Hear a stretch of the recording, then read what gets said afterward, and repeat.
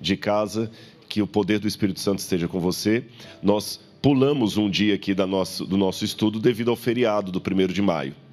Então, hoje será a terceira parte das lições sobre Daniel. Recapitulando, no primeiro dia nós enfatizamos como Daniel trabalha o tema da soberania de Deus sobre a história. O Senhor entregou a Jeoaquim, rei de Judá. Além da soberania, como ele enfatizou as coisas de Deus. E, em terceiro lugar, como Daniel se entregou a Deus e ficou fiel em meio ao povo de Deus, mesmo que tivesse que pagar um preço alto por isso. Na segundo dia, na nossa segunda palestra aqui, nós trabalhamos o contexto histórico da profecia dos 70 anos. A gente pôde observar aqui, descobrir como havia fora do núcleo de Israel profecias também alusivas à Babilônia. E como Deus, através do profeta, deu uma lição ao povo, até com um ar de ironia. Já que vocês estão amando tanto a Babilônia, então vocês também vão servir a Babilônia como todo mundo. Como todo mundo. E nós terminamos falando do grande problema do culto a Marduk. Marduk era o Deus da hora. Era o Deus que todo mundo queria ter. Era o Deus da prosperidade. Era o Deus que parecia forte. Era o Deus que pescava o Leviatã, o Tiamat, como eles chamavam, com o anzol. Um Deus poderoso, até as estátuas de Marduk mostram sempre musculoso e tudo mais, o que parecia uma tremenda desvantagem para o culto hebreu, onde o Deus hebreu não podia ser visto, não podia ser adorado através de imagem.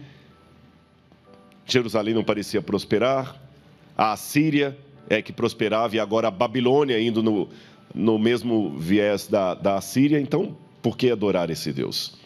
Então, hoje, nós vamos continuar falando um pouquinho mais sobre essa questão da profecia e a propaganda.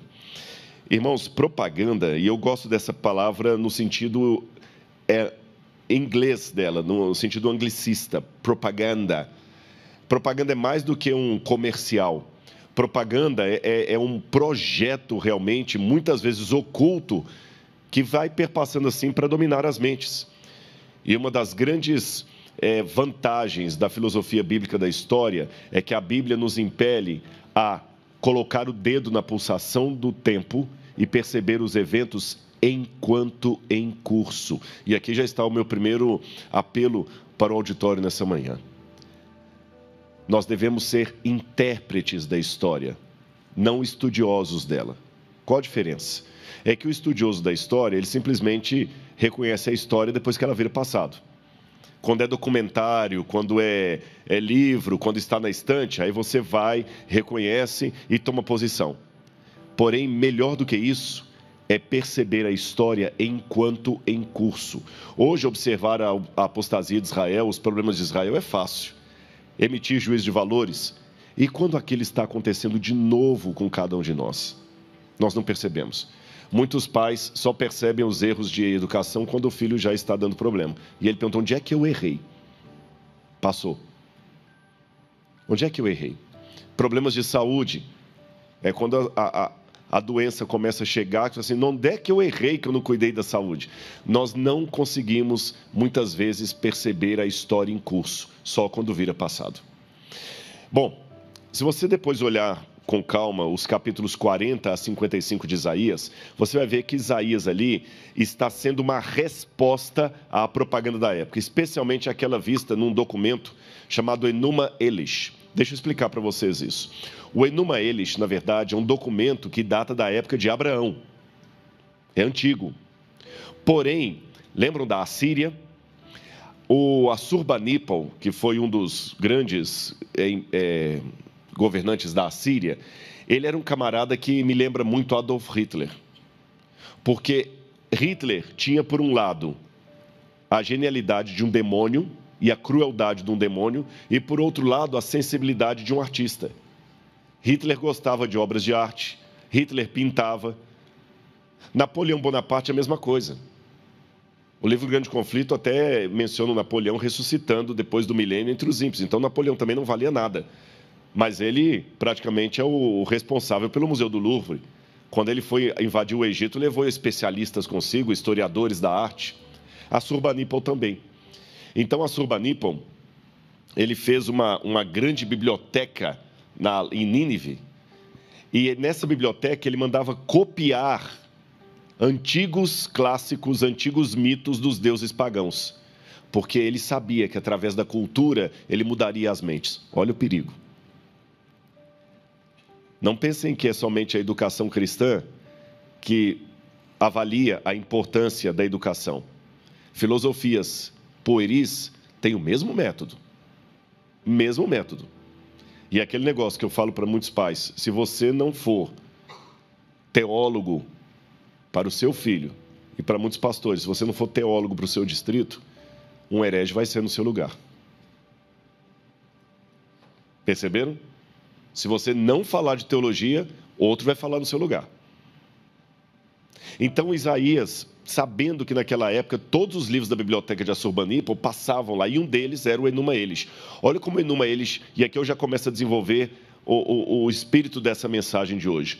O Enuma Elish parece muito com o Gênesis, porque são 7 tabuinhas. Vocês estão vendo aqui tem o fragmento de algumas, aqui dá para ver 1, 2, 3, 4, 5, 6, aqui não mostra as outras 2, são 7 tabuinhas cuneiformes contando a história da criação. Enuma Elish significa quando nas alturas.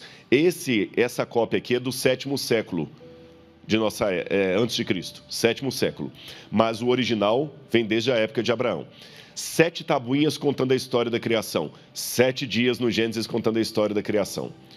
Na versão do Enuma Elish, o ser humano é criado no 6º dia. Na 6ª tabuinha. Na versão do Gênesis, no 6º dia. Na 7ª tabuinha, os deuses descansam para celebrar a criação. Na Bíblia, Deus descansa para celebrar a criação. Viram como é parecido? Mas lembra aquilo que eu falei, irmãos, não se falsifica uma nota de $8, porque não existe. Falsifica-se uma nota de $100, de $20, e o falso é muito parecido com o verdadeiro. Como Marduk era o grande Deus, me surpreendeu uma coisa: nós não encontramos muitas estátuas de Marduk na região dos judeus. Nós encontramos alguns indícios. Aqui são selos que foram encontrados, especialmente em Amnon, que está ali, olha. Hoje seria a Jordânia, que eu não estou conseguindo pegar aqui aqui, peguei, consegui. Sou eu que estou mexendo ou são ela atrás? Aqui, ó. Essa região aqui, que está justamente na fronteira do antigo reino de Israel, de Judá, na verdade, não Israel, Judá. Aqui eles encontraram alguns selos, e quando você vê esses selos aqui, por exemplo, o selo D, o F, o A e o B, tem símbolos do deus Marduk. Quando você vê alguns símbolos, alguns elementos ali, são do deus Marduk. Então eu tenho indícios arqueológicos que Marduk foi adorado também em Judá. Mas aí eu tenho uma dificuldade. Se Marduk era o deus mais poderoso, pela propaganda, se Marduk era o deus mais difundido, eu esperava encontrar muitas estátuas de Marduk em Judá. Concordam comigo?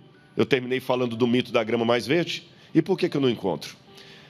Aqui vem o primeiro alerta para o povo de Deus hoje. Por causa do legalismo dos judeus em relação à sua fé. Sabem qual que é o grande problema do legalismo? Ele fica precioso demais com alguns elementos da religião e escancara a porta para outros. Lembra que Jesus falou: vocês como o mosquito engolem o camelo? Eles não aceitavam Marduk porque sabiam que o único Deus é o Senhor. Mas eles aceitaram elementos do culto a Marduk no culto de Judá. E sabem o que criaram? Sincretismo. E eu estou aqui para dizer para os meus irmãos que o pior tipo de apostasia que há hoje não é a pessoa que abandona a igreja. É aquela que permanece na igreja, trazendo o mundo para dentro dela. O que abandona a igreja é triste, temos que ir lá resgatar essa pessoa, tudo bem, direitinho e tal, não tem problema. Mas só que ele assumiu uma posição: eu não sou mais da igreja. Pode riscar o meu nome, eu não sou mais. Ele abandonou, ele assumiu uma posição. é mais claro, é mais óbvio. Aí, quando você tem uma programação especial, você manda um folheto, ora. Agora, o sincrético, ele não abandonou a igreja. Ele continua lá. Só que ele quer trazer o de fora para dentro da igreja. Essas estátuas que vocês estão vendo aí, são estátuas que demonstram as reformas religiosas que foram empreendidas ali em Judá e Israel. A reforma de Josias, a reforma de Jeú, Jeú foi no norte, Josias e Ezequias. E essas estátuas, lá no Museu de Arqueologia do NASP, nós temos alguns desses ídolos lá, alguns de vocês tiveram a oportunidade de visitar, e elas estão sempre quebradas. E a gente deduz que a cabeça quebrada é porque elas foram rompidas na época das reformas religiosas. Mas olha o sincretismo, que perigo. Nessa região que está apontada no mapa ali em vermelho, Quintilet Airud, eles encontraram esse vaso quebrado com desenho. Vocês conseguem ver que tem uma silhueta de algo desenhado ali? Meio apagado? Como eu fiz com a imagem de Nabucodonosor, eu vou colocar um desenho por cima para facilitar vocês visualizarem. Assim era o vaso. E sabe o que está escrito em hebraico ali em cima? Para Yahweh, ou Hashem, que a gente não sabe a pronúncia do nome de Deus, para Yahweh e sua Ashera. Ashera. Ashera, no culto cananita, era às vezes vista como esposa de El, mãe de Baal, às vezes é vista como esposa de Baal. E aqui ela é vista como esposa de Yahweh. Um Deus solteirão? Não, ninguém vai querer ouvir um Deus solteirão. Então, já que a gente não pode adorar Marduk, vamos tornar o nosso Deus semelhante a Marduk. Ele vai ter uma esposa. Tem até um livro do William Dever, a esposa de Javé, agora fugiu o nome, a esposa de Javé, teve Javé uma esposa. Irmãos, pasmem, houve uma época de apostasia de Israel que eles colocaram uma esposa para Deus. Essa Ashera, ela era a divindade mais adorada feminina que havia naquela época. E tem até vou abrir uma notinha de rodapé aqui para sair de Daniel, só para dar um comentário para vocês. Lá no museu nós temos uma estátua de Yahweh, de Ashera, Azera, como está na tradução em português, eu não sei em espanhol se é Azera também ou se é Ashera. Aserá. Ela não caminhava com os próprios pés. Ela é sempre vista sem pés ou com vestido longo. Quando ela precisava caminhar, sabe como é que ela caminhava? Montada numa besta de carga. E sabe o que ela era? Uma prostituta. E tem um hino ugarítico, a Ashera, entrando no templo de El, para pedir que ele abençoe a construção de um templo e de uma estátua para Baal. Olha que interessante isso. Ela entra no templo de El para requisitar que ele abençoe a construção do templo e da estátua de Baal, para que todo mundo possa adorar a estátua de Baal. E Ashera entra no templo de El, montada no seu animal de carga, na sua besta, e com o seu pão e o seu vinho. E o hino fala o seguinte: todos os que têm fome, comam o pão de Ashera. Todos que têm sede, bebam do vinho de Ashera. Como ela é linda, como ela é sedutora. Isso aqui lembrou alguma coisa para vocês? Você que está assistindo de casa. Apocalipse, capítulo 17. A mulher montada na besta. A interpretação que eu tenho, pastor Bruno, é a seguinte: João, quando viu aquela mulher montada na besta, ele lembrou do culto do Antigo Testamento de Ashera. E o que João entendeu? Porque uma pergunta que a gente faz é o seguinte: o Apocalipse não foi selado como Daniel. Então, uma maneira que eu tenho de saber se a minha interpretação do Apocalipse é correta é se essa interpretação faz sentido naquele tempo. Mas como é que pode fazer sentido para João se ele viveu muito antes daquilo que o Apocalipse estava falando? Da mesma maneira que para nós temos algumas diretrizes do que vai acontecer, mas nós não sabemos os detalhes. Qual a diretriz que João sabia? Assim como no Antigo Testamento o meu povo abandonou o culto a Deus para fazer um culto sincrético com Ashera, a igreja também no futuro abandonará a Cristo para fazer um culto sincrético com a Babilônia. Eu poderia desenvolver mais esse assunto, mas só para os irmãos entenderem. É um dos trabalhos que a gente faz de teologia físico-contextual. De onde vêm os símbolos do Apocalipse? Ficou claro isso para os irmãos? Olha outro aqui. Herbert Elcom. Eles encontraram também um túmulo onde o sujeito colocou a mão ali, olha, dizendo adorador de Yahweh e sua Ashera. E ele tem lá, tem até a tradução, está escrito lá. O príncipe Uriarro, ele diz assim, o príncipe Uriarro escreveu, bendito seja Uriarro por Yahweh e sua, está errado o português ali, e sua Ashera, pois de seus inimigos ele os salvou. Está escrito aqui em cima, nessa parte, parecem uns rabiscos, mas isso aqui é a inscrição hebraica. Paleo-hebraica, não o hebraico que aprende na teologia. Outra coisa que me chamou bastante atenção. Em 2020 ou 2021, eles encontraram a 8 quilômetros do Templo de Jerusalém, pertíssimo, 8 quilômetros, um templo pagão. Esse aí, ó. Hoje está um pouco modificado porque, no passado, quando eles descobriram esse templo, foi acidentalmente. Israel estava fazendo um trabalho de rodovia, de construção, quando esbarraram em algo arqueológico. Então, tem uma coisa que a gente chama de arqueologia de resgate. O Brasil não tem muito isso, nem os países da América do Sul, porque nós somos novos. Então, o máximo que vai encontrar é assentamento indígena, ou da época colonial. Mas lá não, você meteu a escavadeira aqui e vai achar uma fortaleza romana de 2000 anos. Mas só que o progresso não pode parar. Você está construindo a divisão sul-americana aqui, encontra um negócio, vai... Mas dependendo da importância do achado arqueológico, eles podem suspender a construção ou adaptá-la. Nesse caso aqui, o que eles fizeram? Lá está, olha, Tel Motsá é o lugar onde eles encontraram esse templo. Estão vendo lá? Tel Motsá. 8 quilômetros está o Templo de Jerusalém. Muito perto. Então, o que eles fazem? Eles construíram por cima a rodovia, vocês entenderam? Fizeram uma ponte. Aí você tem a arqueóloga, a Anne, ela está mostrando o altar pagão da época. E o que me chamou a atenção é que esse altar pagão, que estava no templo pagão de Tel Motsá, ele era feito com pedras brutas, como Deus ordenou que os altares dele deveriam ser. Para algumas coisas são preciosos, para outras não. Como o mosquito, engolem o camelo. Eu não sei se Jorge, se alguém me ajuda aí, isso é um vídeo. Pode tirar o som, eu só quero o vídeo só, por favor. Não sei se vai passar. Não passou? Se não passar, não tem problema. É um vídeo que eu fiz lá, mas depois vocês podem olhar no meu canal do YouTube. Eles colocar Tel Motsá, Rodrigo Silva, eu gravei um vídeo lá explicando detalhes no local. Aí é o pontilhão que fizeram por cima para preservar o sítio arqueológico. Irmãos, eles descobriram ali incensários. Esse que está aqui do lado, escrito Motsá 6544, é um incensário. Eles encontraram outra coisa interessante. O que nós fazemos com o pãozinho de Santa Ceia que sobra depois da cerimônia? Enterra.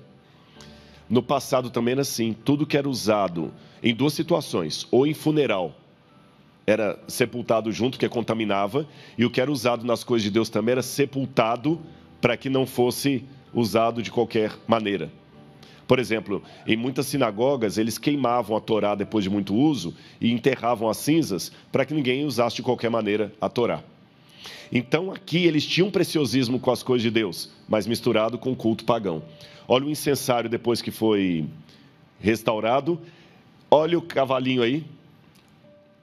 Alguns deduzem que esse cavalo pode ser ou de Baal ou da Áshera, porque não encontraram o que estava montado nele. Encontraram também essas estatuetas aqui agora, e nós estamos escavando em Israel. O NASP está tendo um time de escavação que a gente está fazendo em Israel, em Laquis. E o professor, que foi meu professor na Universidade Hebraica e que dirige lá, o professor Joseph Garfinkel, ele levantou uma tese muito polêmica agora. Eu não sei se concordo, se discordo, mas é uma possibilidade. Como eu falei no primeiro dia, a opinião do Dr. Jacques Ducan sobre Daniel e ser castrado ou não. O professor Joseph Garfinkel está acreditando que essas estátuas aqui, pequenas, sejam estátuas de Yahweh, que os judeus começaram agora a fazer estátua do Deus poderoso, e adorando ali junto com Áshera. Irmãos, aí vocês entendem por que Deus falou dos 70 anos. Aí eu entendo quando eu leio no livro de Jeremias falando assim: por que vocês agora estão apavorados? Subam aos montes. Eu não vou ler os textos aqui por causa do tempo, mas depois, se você ler Jeremias, aí você entende o porquê do discurso dele. Vocês vão queimar incenso nos altos? Vão agora procurar os deuses. Eu agora, quando leio Jeremias falando isso, eu já sei que Jeremias provavelmente está falando de Tel Motsar. Agora eu posso contar a ironia maior?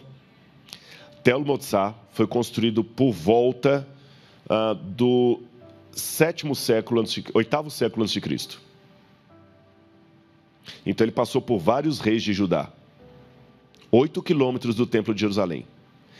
Os críticos da Bíblia até usaram a escavação arqueológica de Tel Motsar para dizer que a Bíblia está errada, porque a Bíblia falava da reforma religiosa de Josias e de Ezequias. Mas falaram, não teve reforma religiosa, isso é mentira da Bíblia, porque o templo estava funcionando lá. Entenderam a posição dos críticos? A arqueologia desmentiu a Bíblia. Eu falei assim, não, senhor, só se desmentiu a Bíblia de vocês. Eu tive um debate sobre isso lá, até por causa de uma revista que publicou umas coisas aqui no Brasil nesse sentido. Eu falei, veja bem, esse achado arqueológico confirma o texto bíblico. Sabe por quê? A Bíblia, em momento algum, disse que a reforma religiosa de Josias e Ezequias deu certo. A Bíblia só fala que os reis empreenderam a reforma, mas não fala que ele deu certo. E a prova maior que a reforma não deu certo é que os babilônios vieram. Se a reforma religiosa tivesse dado certo, os babilônios não viriam.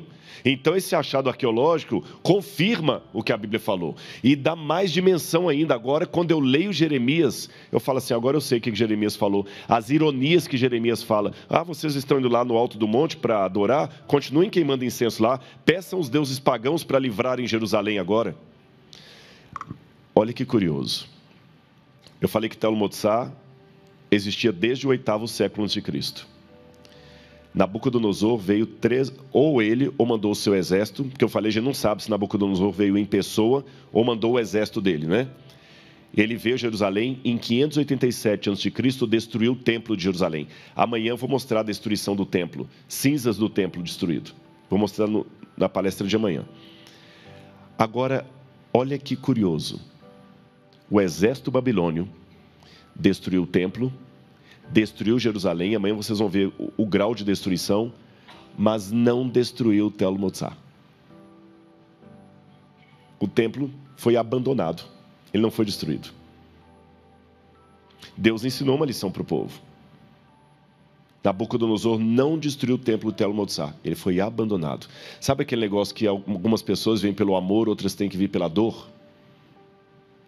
Israel teve que ter uma lição muito dura sobre o problema da idolatria. Vamos ler de novo Jeremias capítulo 29, verso 10. Nós falamos ontem dos 70 anos de cativeiro, mas eu acho que compensa nós lermos novamente esse texto para os irmãos entenderem até a ironia de Deus. Assim diz o Senhor: logo que se cumprirem para a Babilônia 70 anos, atentarei para vocês e cumprirei a promessa que fiz a vocês, trazendo-os de volta para esse lugar. Olha que interessante. Logo que se cumprirem para a Babilônia os 70 anos. Lembra que eu mostrei a profecia de Marduk, que eram 70 anos para a Babilônia, que no 11º foi de prosperidade? É isso aí. Agora, o que me chama a atenção, irmãos, que Jeremias, quando fala da profecia, vê a palavra do Senhor, vocês vão ficar cativos.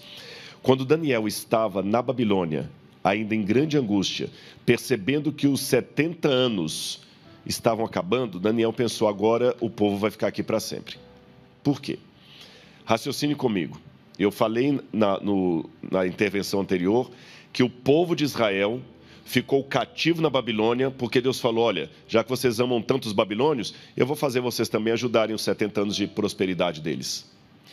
Salmo 109, 17 a 19. Amou a maldição, que ela o apanhe. Vestiu-se de maldição como de uma túnica, seja-lhe a roupa que cobre e como cinto com que sempre se cinge. Ou seja, esse salmo aqui é um salmo que reflete esse contexto. Ah, Israel, você quer isso? Eu vou te dar isso então. Você quer um mundanismo? Eu vou te dar um mundanismo. Eu vou dar isso para você. Você quer isso? Há um episódio muito irônico envolvendo a esposa do grande pregador Billy Graham.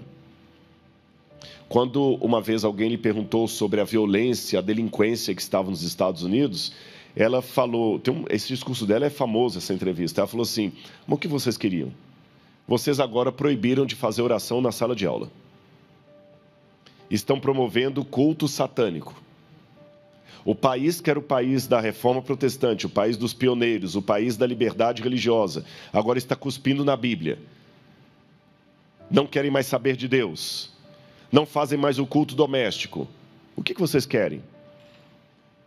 Vocês estão recebendo apenas aquilo que vocês pediram a vida toda. Vocês, com os atos, estão pedindo para Deus ir embora.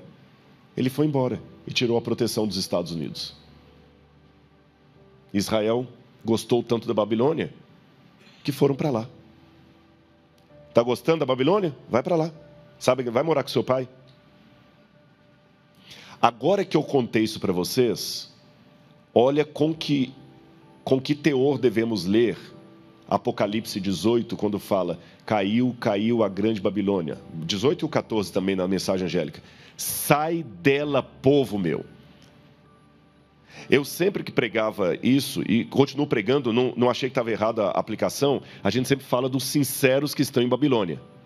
E está certo, a aplicação é essa. Deus vai trazer os sinceros que estão em Babilônia para o povo remanescente. Porém, eu acho que tem uma aplicação não excludente, mas análoga anterior. É o seguinte, meu povo, saiam também do espírito de Babilônia. Sai dela, povo meu. Eu vejo duas aplicações hoje para esse texto. Para o que está na confusão de Babilônia religiosa, para que saia dela, e para aquele que, mesmo em meio ao remanescente, ainda está apaixonado pela Babilônia, apaixonado por Marduk, apaixonado pelas coisas de fora, querendo trazer o sincretismo para cá. Daniel, então, ficou tremendamente angustiado quando, no final dos 70 anos do cativeiro, ele viu que nada havia mudado. Aí Deus chegou para ele e falou, Daniel, fique tranquilo, meu filho. Eu vou ter misericórdia do povo. Eu vou ter misericórdia do povo. Quando Pedro, foi o sermão que eu preguei ontem na igreja central, perguntou a Jesus, Senhor, quantas vezes meu próximo pecará contra mim que eu o perdoe? 7 vezes? Qual foi a resposta de Jesus? Não te digo 7 vezes, mas 70 vezes 7. Na Bíblia, Deus nunca ordena algo que Ele primeiro não deu o exemplo. Antes de ordenar ao povo guardar o sábado, Ele guardou o sábado. Antes de ordenar o povo a amar, Ele amou. Antes de ordenar o povo a fidelidade, Ele foi fiel à promessa de Abraão. A promessa que fez Abraão. E quando Ele vira para Daniel e fala, Daniel, eu vou dar uma chance para o povo se arrepender. 70 vezes 7. 490 anos das 70 semanas. O que são as 70 semanas, se não? 70 vezes 7. O que Jesus respondeu para Pedro é uma miniatura do que ele mesmo estava fazendo pelo povo de Israel. Agora, como eu falei no início desse sermão, de nada adianta estudar a história se eu não me tornar um intérprete dela. De nada adianta estudar o passado se eu não colocar o dedo na pulsação do tempo e perceber os riscos que eu estou enfrentando hoje. O que nós podemos aprender sobre isso? Jesus ainda não voltou para nos dar uma chance de misericórdia. Mas a paciência de Deus tem seu limite. E quem sabe eu posso terminar hoje com um apelo para todos nós, incluindo com força esse que vos fala. Sai dela, povo meu, para que você não seja cúmplice dos seus delitos, nem participe da sua destruição. Porque Babilônia caiu. Sai dela, povo meu. E no culto de amanhã, nós vamos encerrar essas lições mostrando qual é a esperança do povo de Deus em meio à Babilônia. Que Deus abençoe a todos. Vamos ficar em pé e fazer oração?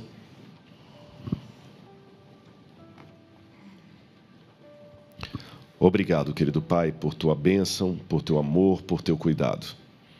Obrigado pelas lições que nós temos vindas da Bíblia Sagrada, o teu livro, inspirado, pronto para nos dar orientações, doutrinas, normas de vida e também o caminho da salvação, que é através de Cristo Jesus.